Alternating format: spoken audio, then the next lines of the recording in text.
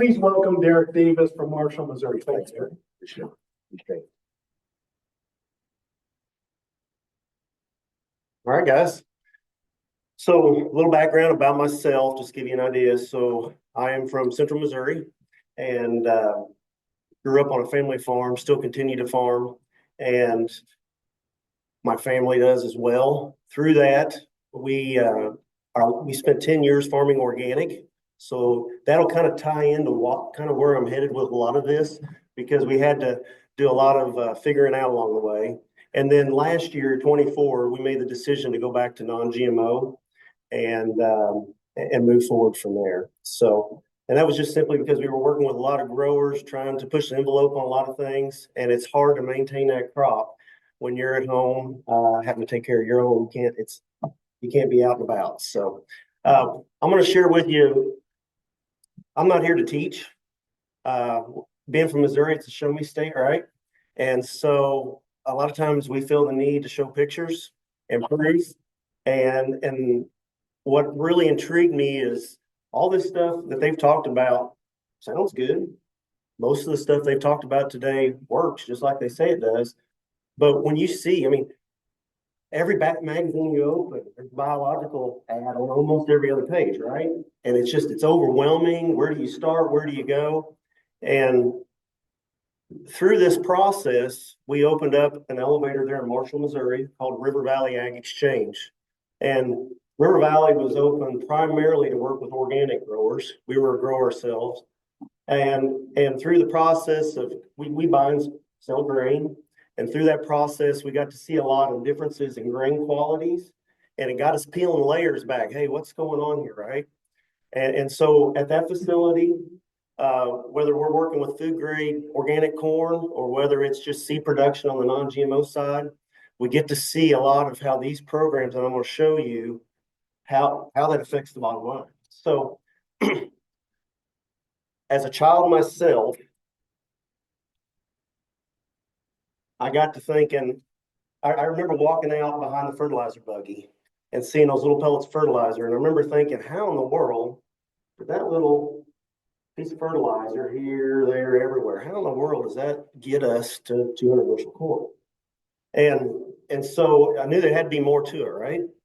And so at River Valley, we've coined the term farm different. And that's just simply question what's out there, make decisions that are good for your farm. And so we've been able to do exactly that. So we work, 2 years ago, we were 80% organic with our clients and 20% conventional. And that is significantly flip-flop. We're working with probably 95% conventional guys. And I'm going to show you some examples of guys that have been doing it a few years, examples of guys that did it 1 year, and how we were able to measure those results. So I've been fortunate to have excellent mentors, and most of those are in this room. I was sitting at supper last night. I was looking around the room and I thought, man, if I could just remember 5 or 10% of what all these guys around these tables have taught, oh my goodness. And then not only the people work at AgriEnergy, but the other dealers. And I've been blessed to be around them. And I am that guy that always asks why. I'm always, I'll burn their phone up. I don't understand this. I don't understand that. And so my goal when we get done here today is to maybe spark some thought process here and maybe some things that you can take back and put your farm in the black this year, because that's what I'm after. I'm working with growers. I've got bankers sending growers to us that are 57 to, that was one grower comes to mind, $90, $100 short on cash flow. And we're able to maintain their yields and put them back in the black for this year and not sacrifice anything. And then what I'm really excited about showing you guys this year or today is how we pull soil test, and we're not losing anything on the soil test. In fact, we're actually building the soil. And most of the time that's without applying any fertilizer. Okay. So here we go. Kind of like this is up here. We have to think differently, right? Ken made a good point. He said, if you don't have healthy soil, you're going to be forced to farm chemically. And that's correct. You go to the doctor, you get an antibiotic. How many times have you gotten an antibiotic or a medicine and you had to take another one to offset one of the side effects? Okay. That's kind of how the farming is. We're putting out fertilizer, high salt, other things, but we've got these side effects. We're building salt levels in our soil. We're getting other pathogens in the soil. How can we offset that, right? This is way more than just NP and K. Really what it boils down to is how fast. Now, guys, I want you to picture something for a second. I don't know if you remember, I can't remember the TV show, and if somebody remembers, speak out. But it's where they took all the plates on the poles and they go along and spin it real fast. That's how your farming operation is as far as your soil is concerned.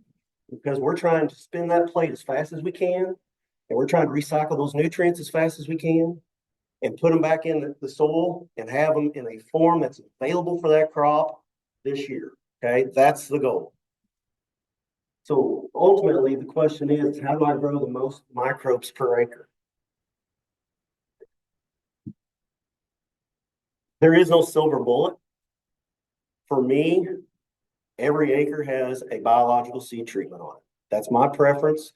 Where I'm buying food grade corn, we have figured out that, and it's a selfish reason. I'll be the first to tell you, we need to buy all the bushels we can. If we could buy organic blue corn right now, come hit me up. We need more. Okay, we ran out way early. We do that because we figured out there was a seed treatment study with the Endo 24 that showed a 28 bushel. Yeah, we used a similar product before the Endo 24 come along. We see 29 bushel, 30 bushel differences. Now, most of the time we see that in a drought environment more so than in a really moist environment. So there's some variables there, but I can't cover all of that today, but I'm hoping to give you the highlight.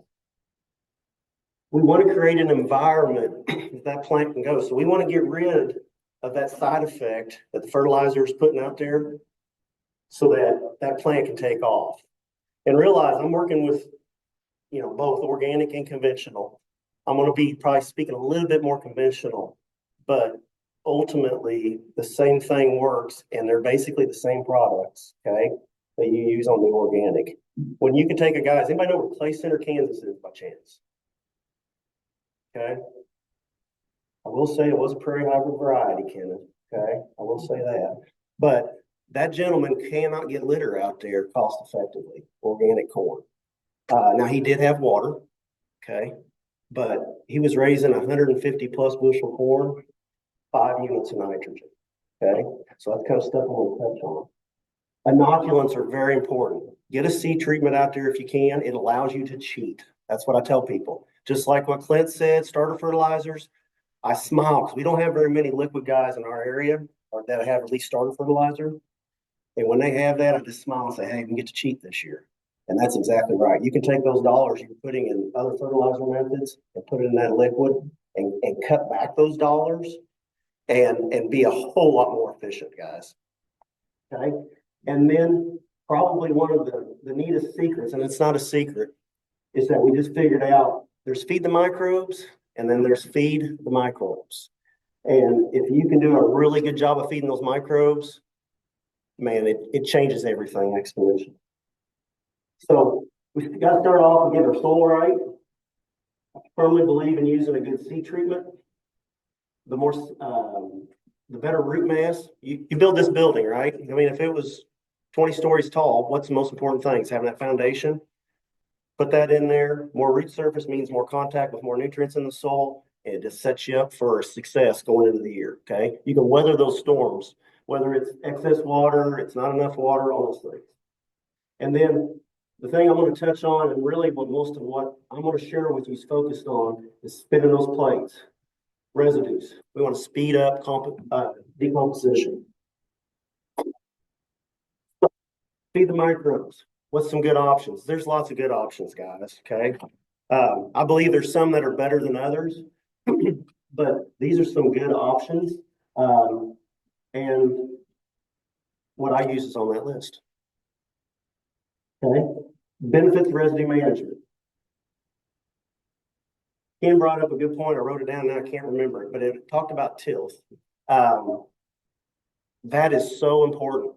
So I'm not an agronomist, guys. Prior to becoming an agri-energy dealer and having the elevator, I ran a tiling and bulldozing business for 28 years. Sold that last fall so I could do this full time. That being said, I kept several of my key employees and they stay and help on the farm around the elevator. These guys have no background in farming, but those are the guys. I have maps where I go out and we do composite soil tests in the same part of the field every year, same spots. And for them to come back with no knowledge and just say, man, the last 5, 6, 7 years, I can't believe how your dirt's gone from red to black. And it's done that. And occasionally, yes, I'm that guy. Occasionally I'll jump across the gravel road just to see what the neighbors looks like. And it's pretty interesting. It makes me feel a little better. So I don't take this lightly because we're working with a lot of farmers now. And I had a farmer in particular call. It wasn't him, it was her. So when the wife calls and says, we got to do something different this year, 3,600 acre grower, I take that pretty serious. And so what I'm also going to show you here is yes, we're taking a little bit of risk by cutting things back, but there's ways to mitigate that risk and take that anxiety right off the table. We're going to talk about that. Soil tills, better seed bed. These are obvious things. Less weed pressure, and we'll talk about that here in a minute. Break down the disease inoculum. Less immobilization of nutrients, and just simply a better start for the crop, okay? So what can we do right now? The place that we start, and you haven't missed the boat yet, okay? I get this question all the time. I'm a firm believer in a good digester, okay? And I'm going to be the first to tell you guys, if you haven't, and probably a lot of you are, but if you haven't really dove into that label, okay, and understand what each one of those microorganisms do, you should. Just like glyphosate. What's glyphosate in? Does anybody know? Come on, somebody knows. It's in. Glyphosate is in. I'm gonna make somebody say it. It's in Roundup. Yes. Everybody knew that. Most everybody knew that, didn't they? Does everybody know what a Bacillus amylifacans does? Well, I'm going to tell you what, it gives you free phosphorus, among other things, okay? The other thing is how it's packaged. It is not regulated very well, so you need to go to a supplier you trust. Obviously, I prefer Agri-Energy. I'm just saying, find somebody that you trust that will give you good information because they may show similar stuff on the label and you say, oh, this looks good and it's $10 cheaper. It boils down to manufacturing and just little details. We'll touch on that here in a minute too. So now's the time to start. You can absolutely go out and in your area, in my area, I prefer to get this on. We plant corn typically first part of April, first middle of April in our area. I prefer to have this program on by the 1st of April, okay? So you got plenty of time, and I'll explain it here in a minute. So this is how many nutrients are in the residue of 220 bushel corn crop. Okay, 100 pounds of nitrogen, 33 phos, 242 potassium, okay? That crop will break down naturally, but just like fertilizer, you put dry nitrogen out there. What's it do? Sometimes it volatilizes, right? If it's not stabilized or incorporated or something like that. What we found is this. I've got clients that have the choppers on their corn head, or they somehow incorporate their stalks and they'll drive by and say, hey man, they look like black, or they just put a lot of urea out there. They'll do a liquid nitrogen out there and talk about that. But unless you've got that right balance in the digester and the food source, when that corn head hits that, yeah, it's turning black, those nutrients aren't put into a form that's available for that plant next year. Okay? They do break down, but they volatilize. Talking about carbon nitrogen ratio, I've got a client I work with, Weston Marshall, and he is textbook regenerative. Okay, he cover crops every acre religiously. He no tills. I mean, he does it by the book. He has been one of the worst carbon to nitrogen ratios I've ever seen. I say ever seen for me in our area. Okay, 8-to-1. USDA will tell you, an 8-to-1, microbes just begin to survive. 16-to-1, they just begin to take off and grow. And when we get to 24-to-1, they begin to thrive, okay? So why is he doing everything right? I thought he was doing everything right. Why is he not? What's happening? There's something not right. And then I take other guys that have been out there, and I'm not knocking anhydrous. It's hard to beat, especially in a tough economic climate like we are. But guys are out there using that program and using dry fertilizer, and I'm getting soil tests back and they're 12 to 1s. That's a good number. Okay. So why? You want to get a good digester on and get this thing cycling. Okay. That's what's available. Okay. Now, this is a first-time client just north of Marshall. Okay. In Saline County, where I'm from, he is in some of the better dirt that we have. Okay. I bring down the county average, he raises it. Okay. So that's where we're at. He has been anhydrous, no-till, no cover crops, but anhydrous, no-till, rotate. He does not fertilize his beans, but he fertilizes his corn every year. He gets a full dry program and anhydrous. Okay? Typically, weather dependent, if he's not getting 220, 250, he's disappointed. Okay, so it's that kind of yield. What I want to point out is he did the digester program last fall of 23. I took these pictures and so it was November. I took them in November of this past year. And just simply look at the difference in the residue of this thylacine we did. So it was a 55-acre field. He treated 50 acres and then left 5 that was untreated. Okay, here's another picture. You guys may not know what to look for, but I want to point this out. So it's just good black dirt, right? It's kind of hard to tell, but if you get to looking there and there and there, that means fungus and mold.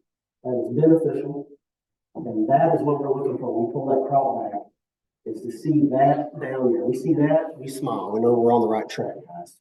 Okay? And then this picture I love. It's in a valley. I took a picture of one hillside, took a picture of the other. That is the only difference. Okay, only difference. He didn't apply lime, he didn't do anything else. He just put this product down. Here we go, guys. So, what I want to point out is this is a difference in the soil test. Okay, the west is treated. Oh, the west is treated. The east is untreated. Only difference, no fertilizer applied. Only difference was the digester was the right food source. This. I see this kind of a jump from time to time. I don't, that's more significant than I usually see, but it is not uncommon at all. And you'll see on a lot of our tests here to see at least a 2 or 4 tenths bump in one season. Okay, guys? Look at his phosphate levels. Went from a 19 and 28 to a 48 and 67. For those of you that may not know, these are parts per million. You take that times 2 to get pounds. Okay, so we've got 50, 60 pounds of phosphate added in P1 or P2, okay? Potassium, 14 parts per million, so 28 pounds of potassium, okay? Here's what I also want to point out. Look at that, a 6.3 to a 6.6, no line, okay? How did that happen? So guys, I'm an avid learner. I was blessed to be at a meeting in December in Eastern Kentucky, and there was a mineral guy, I'm gonna call him there. And I had never heard this until then. It makes total sense. I always thought lime, that's what we do to correct pH. That's not the most influential on that. Do you know what the most is? You're shaking. I'm curious. Okay.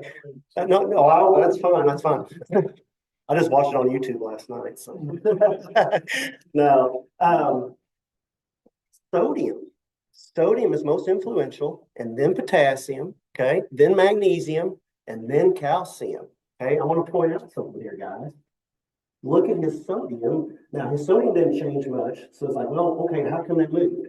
Look at his base saturation of his potassium from 2.9 to 3.7. That's pretty good, right? Okay. Look at his mag level, base saturation, 17 to 14.6. Guys, I don't have this all figured out. I'm just throwing this out here to get you thinking, okay? The micros, there's pretty good differences. Some of them stayed flat, some of them jumped. I'm gonna go on to the next slide. Maybe.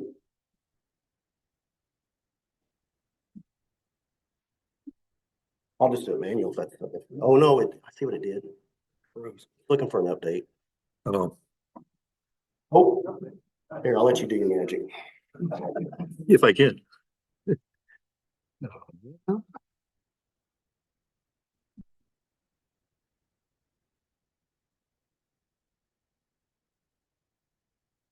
Right now. Hey, look at there. I won't do a soil test unless I've got a Haney soil test attached to it, okay? Unfortunately, Midwest Labs has been down since the second week of December, and we won't be back up. I'm hoping to get all my stuff in here at the end of this month yet, okay? So it's crippled us a little bit, but I was able to get his in time. I'm not gonna go through everything, but I will point out a few key items. Number one, you'll notice the soil health score, where it was untreated. You kind of get an idea of the bar. This is probably one I'm gonna point out about as much as anything. His the water soluble orthophosphate is at 1.18.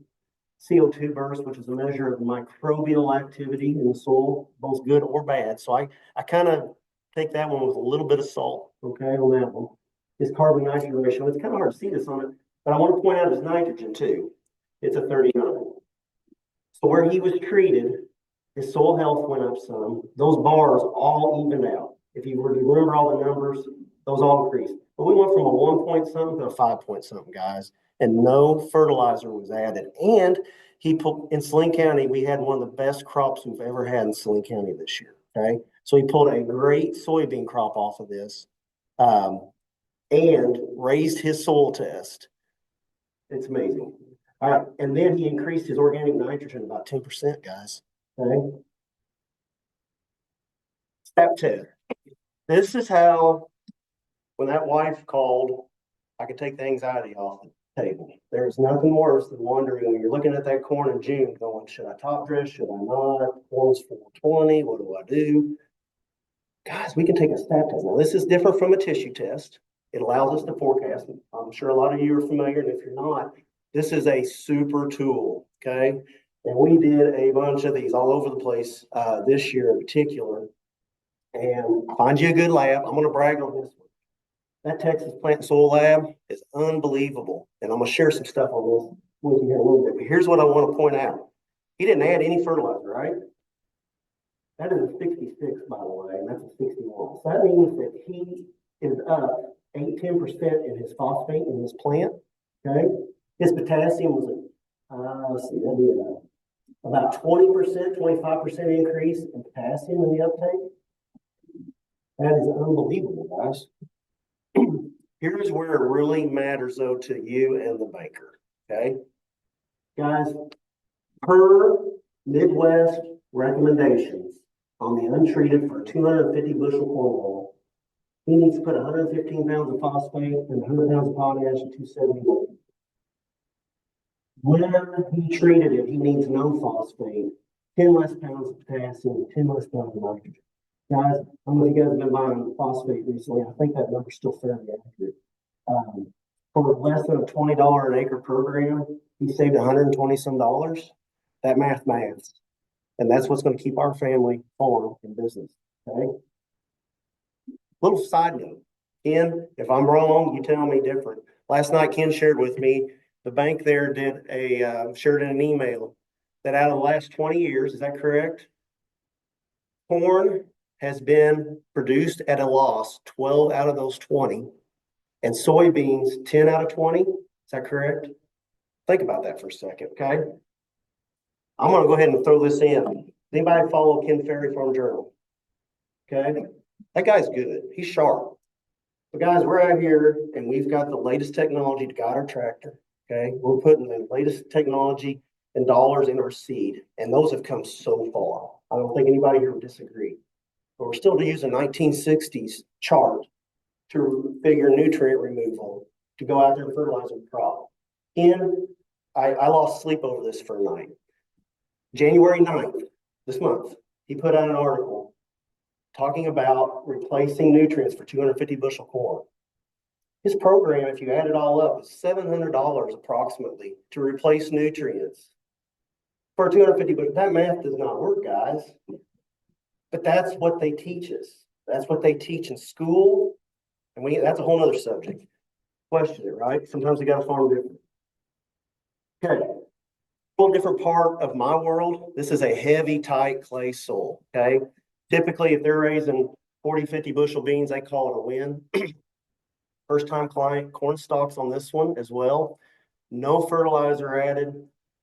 We pulled this soil test last year just to give us a base. So 2 reasons. Show me state. It's like show people. And number 2, in our business, let's just call it what it is. It gets thrown into that snake oil category. Well, I'm over that because we can prove it better than the fertilizer guys can. I can't remember the last time somebody had a crop failure and walked into the fertilizer retailer and told them it was their fault that the fertilizer did. That doesn't make any sense, guys. So it's going to be hard to remember. I should have had this slide tucked in, but here's what I want to point out. I want you to pay attention, I think, to his pH, okay? Look at his potassium, obviously that, and look at his organic matter, okay? This is a first-time client that did it scared. He said, here's 90 acres, just do your thing. Here we go. He went from a 2.6 to a 2.9. His phosphate levels stayed about the same. They didn't move much on this one. But he was a 1.0 something, right? And now he's a 1.45. He pulled a good Pettis County bean crop off of, as good as they typically do there. Didn't add a drop of fertilizer. Didn't add any lime. And look at that, 1.45. His pH went from a 6.0 to a 6.4. But I'm going to go back and show you something. This one here is going to just blow your socks off. Look at this 2,000 parts per million of calcium. Okay. And here we go. Turbo. 2,500. Where'd that 1,000 pounds of calcium come from? What you think on that one for a second? So I'm gonna jump to a new category. Does anybody in here like cake? Okay, you nodded. I'm picking on you. What's your favorite kind of cake? Vanilla. Okay, and if whoever was cooking it for you, do you know what would happen if they were mixing that cake mix and they failed to put the baking powder or baking soda in there? You know what would happen? Fall, it wouldn't rise, would it? Okay, that's what puts those bubbles in there to help it rise, right? So at River Valley, actually a farmer started coining this and it stuck. We have what we call our Trilogy program, and it's products that we get mostly from Agri-Energy, okay? But we started playing around with things. Why aren't some of these, by the way, if you ever want to just play around with a lot of products, you'll call it, open up an organic elevator. Man, we get vendors from everywhere. And most times, but we did try most of them. I kept coming back to Agri-Energies. Dave Larson was on something way ahead of his time. Okay, way ahead of his time. I'm just thankful that he did what he did while he was on this earth, and that we've got these guys around here. But here's what I want to point out. So this is the Giffen and the Gary farm. Here's the background. The Giffen farm is 154 acres of a very frustrated farmer in West Saline County. He came to me last March and said, I got to do something different. I said, all right. He said, Derek, I have been doing recommended fertilizer rates forever, and I take soil tests. I've had this thing since my FFA SAE project. And he says, we are not raising the levels at all. He says, I'm capped out 200 bushel corn. I'm not doing anything. He said, I got to do something different. I said, all right, let's start with a soil test. So I pull up there. I call him and said, Ryan, you said this field's going to corn next year. Yeah, I'm at the wrong farm. He goes, what do you mean? I said, man, there's corn stalks everywhere. I think some of them are still in the ground. He goes, that's why you got called. Said, what? It's been in beans 2 years and the corn stalks are still sitting there. Some of them still intact. I don't know. I mean, header don't come off. So we pulled soil test. Here's the kicker. That farm there, we did what we call a Trilogy program, guys. It's nothing magic. It is a good digester. It's the right food source, and then we're pairing it with a liquid humate that has biology in it. Okay, so we're giving it a 1, 2, 3 punch. I've been using those products separately, or maybe 2 and then 1 later in the season in furrow, doing different things, and we never were moving the needle. But we figured out, like a cake mix, if we put them all 3 in together, there's a synergy there. Our cake rose. What's that mean for soil? We literally changed that soil tilth. This summer, Ken's wife, Cindy, we walked the field, right? She steps out. I hadn't even walked out in it yet. She goes, man, this feels different. It only been applied 2 months prior, okay? Here's what we did. That farm got 40 pounds of urea and no other dry fertilizer, base fertilizer put down at all, none. Okay, 40 pounds of urea, okay? County average is 177. That's one of his better farms, but he couldn't bump past 200, okay? We did the Trilogy program on April 10th.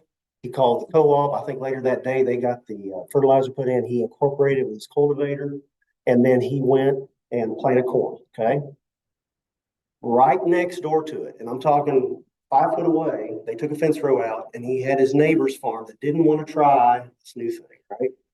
And so they did their typical 180 pounds anhydrous. They did a full dry program, which is that right up there. The 80-80-15-3. His price this year was about $108 an acre. Okay. And he did that full program right there. And then down the road is the Gary farm. It's the next farm he has. It's about 3 fields over on the same gravel road. He did a combination. He did the 40 plus the 80-80-15-32. So he didn't have any anhydrous in it. Here's what I want to point out. To have all that fertilizer in there, wouldn't you think you'd have a little bump in your plant in the sap test? Because I wanted to take anxiety off this guy's plate. And if you'll see, there's a little fluctuation in the P, but it's really close. Potassium's higher. Not a lot of difference from being a significant program there, right? And not a big difference in zinc or sulfur. Here's the next picture. Now, guys, you need to average these together. Because he had this little fence row there, he wanted us last year to check it. You really need to average them together because the next test I'm going to show you it's been taken as one. But if you'll see, we basically got upper single digit P1 and 2. We've got about a 90 something on potassium. You kind of see what's happening there. About 1600 on calcium. Okay, check this out. Keep in mind, only thing he added was 40 pounds of urea. So his P1, P2 stayed about the same. Didn't move much. But look at what that potassium 90 went to a 147. Calcium was 1600 and went to a 1900. Didn't add anyone. Where'd that come from? I'll never forget it. It was a Tuesday afternoon in October. He calls me and he said, "Hey, just want to let you know I got that corn on." Kind of a little nervous phone call. I hope this works, you know. He goes, "Derek, best crop we ever raised." I said, "Ryan, everybody in Slim County had a good year." He goes, "No, you don't get it." He said that farm averaged 204. But he said it out yielded the field next to it that had the full anhydrous and dry program, and it out yielded the field down the road, and it out yielded any of my other corn fields. He said, "I just need to know how to do this on wheat and beans." Guys, this is just stuff good Lord's given us. I'm surprised people haven't figured it. It's kind of like cures for diseases. Why haven't we figured it out? I think we know why. This comes from the University of Illinois. By the way, is that picture clear? Okay. I'll interpret. It says, and this is Illinois Growing Handbook, on average, Illinois soils take 9 pounds of phosphate to raise your soil test 1 pound. Okay? So you have to buy 9 pounds and really only get one. Go to Walmart, buy $90 worth of groceries, and they give you 10. Well, that's kind of what's happening now. And they're putting this out here. Now, do you think they've got this right there when you pull up to your CHS or whatever to get your fertilizer, your nutrient, or whatever it is out in this area? They don't want you to know that, but that's a fact. Ken Ferry put that right in his article.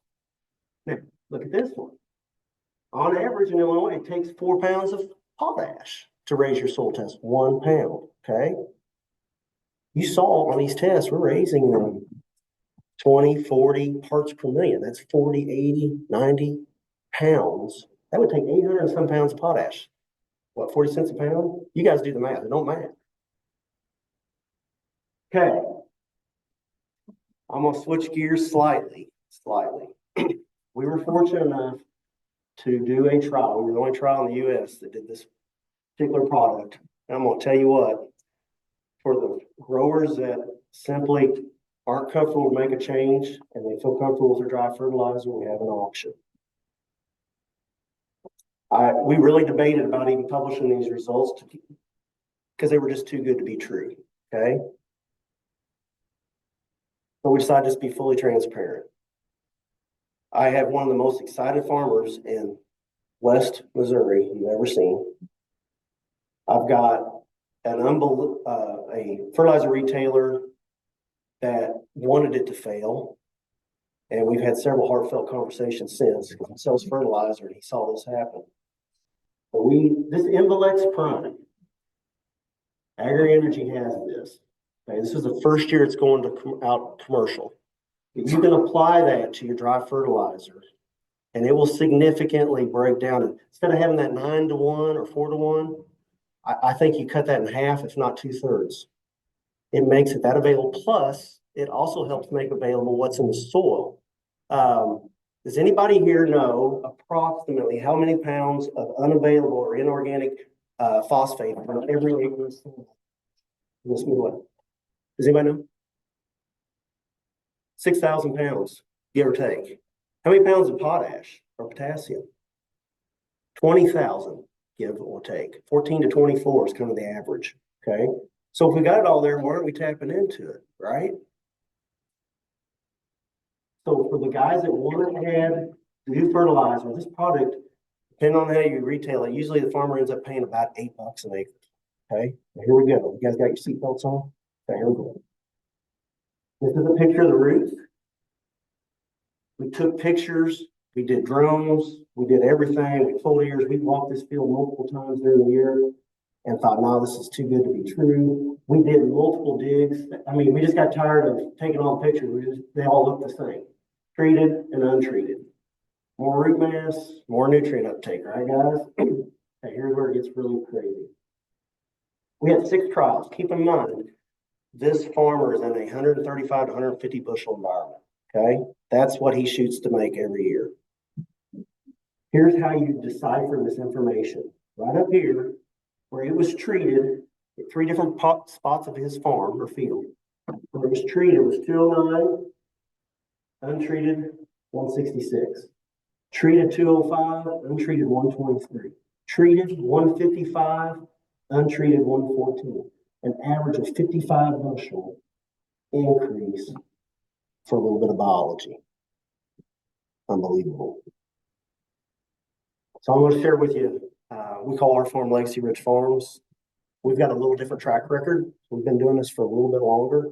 I didn't know to make the cake the way we're making it now. So I've been using these products for a while, but not together. But I want to show you what that synergy is doing for us. So I had a plot this year. I wanted to make things fail. So I am one of those crazy people that is a big believer in a biological nitrogen fixator. However, it has to be fully applied. I have never found a soil applied one that is efficient. If I'm stepping on any toes, I apologize. I'm just giving my opinion, okay? They work excellent. I'm talking off the charts returns in dry years, wet years, it's okay. I'm going to address that here in a second, okay? But I pushed, and I had a plot where we didn't put any nitrogen down. None.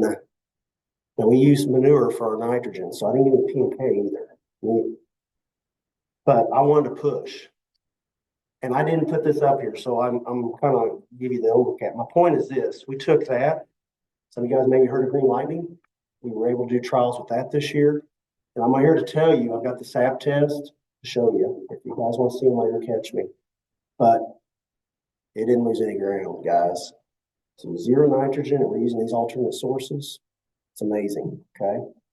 But put that on the side for a second because I want to probably confuse some of you. And I apologize in advance.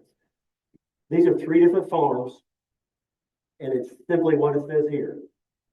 So we test all of our litter, get analysis done and all that. But this corn here, and mind you, we had a good corn crop across the board. But it only had 46 units of nitrogen. Look at the reading. It was yellows in the things.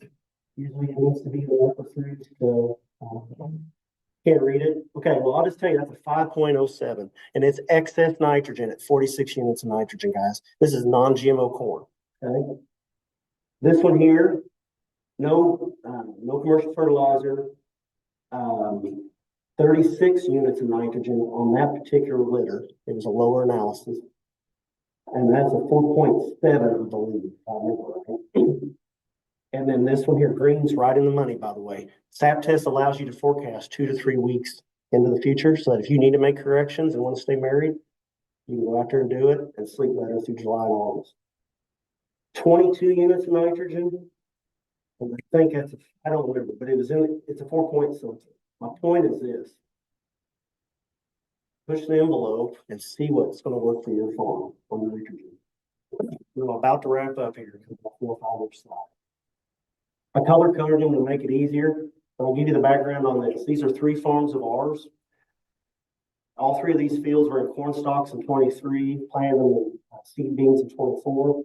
No fertilizer was added as far as base fertilizer. I am a big believer in hitting it with at least 1 foliar pass. And as you know, we're not going to build soil significantly with a foliar pass, right? If you'll notice, our organic matter, these things are a little off. I still haven't figured out what happened. But from a 2.1 in 23 to a 2.6, my P1 and P2 both went up. My potassium actually went backwards 4 parts per million on that farm. Okay. But what I want to show you here though is, let's see. Actually, that's a different slide. So that's that one. This one here, it says French salad. So it actually went backwards 3 points on organic. And I'm not sure why. I don't have an answer for that. But the P1s maintained. Okay. So look at that potash. 40 some parts per million. Okay. Now here's the other one. No lime was added. 1,800 to 2,290. Okay. Over 1,000 pounds of calcium showed up. Okay. pH went up pretty good. Grandpa's organic matter stayed the same. P1s stayed about the same. P1 and P2 stayed about the same. They kind of balanced. The potash went up significant. And then once again, look at that calcium. From 1,500 and some to 1,900 and some. Okay? No fertilizer added. Guys, this one here has 2 different things happening. And I'm going to start off with the green one that says Highland. It is the same scenario as what I just shared with you. Corn stalks the previous year, beans this year, raised a good bean crop. We took P1s from a 10 and a 13, these are in reverse here, to a 45 and a 102.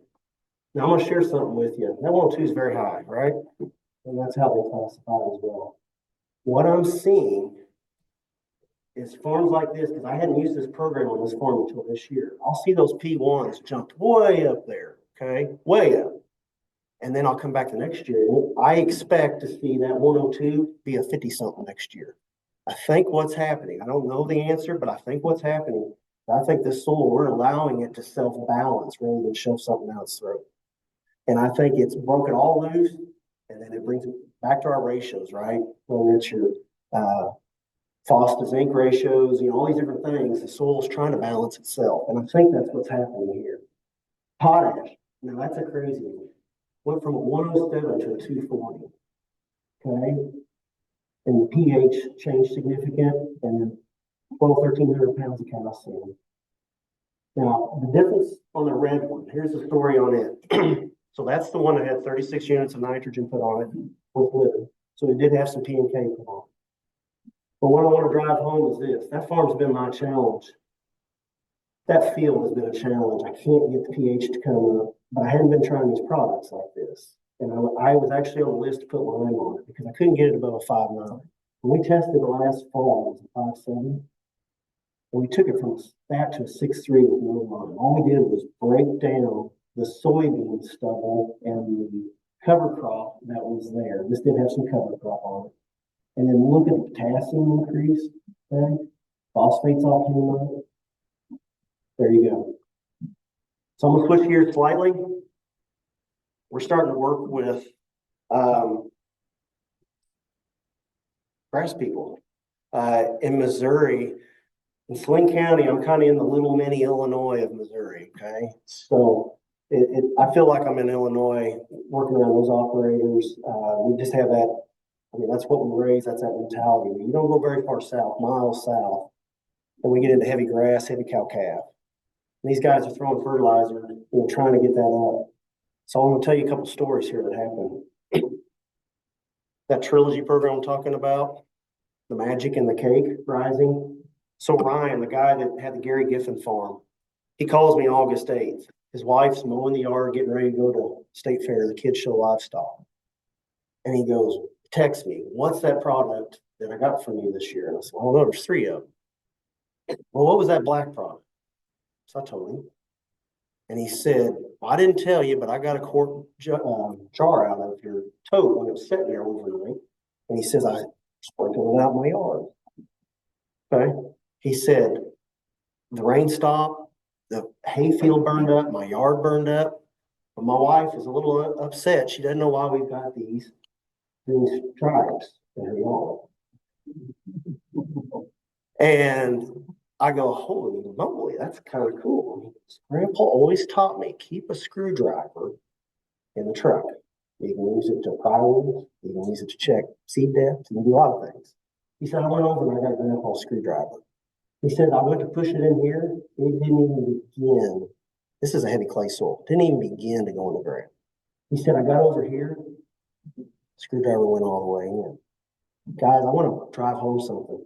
What he did right there, there is zero fertility. It's just biology, is all that is.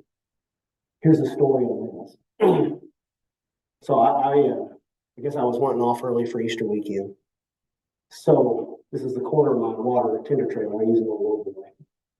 And I had my booms out. This was Saturday before Easter this year, this spring. And we had a trilogy program. And at 6:30, I called my wife to come pick me up. I just finished the rest of it Monday, but they had a little chance of rain, right? So I just I bumped the nozzles to get some stuff out of there. I don't do a good job of flushing usually. And but I did spray it on the ground. At 7:18 Monday morning. So it went from this to this in 36 hours. Okay. Now the food source I put in here on this particular one had a touch of potassium sulfate. And I did the math before I came up. It had a third of a pound. So it did have a little bit of fertilizer, if you will. But it went from that, this is where the MLB is reached. From that to that in 36 hours with basically no fertilizers. That's the kind of things we can do, guys. So with that, that's all I got, unless you guys got questions. I probably went way over my time. So, yes, sir.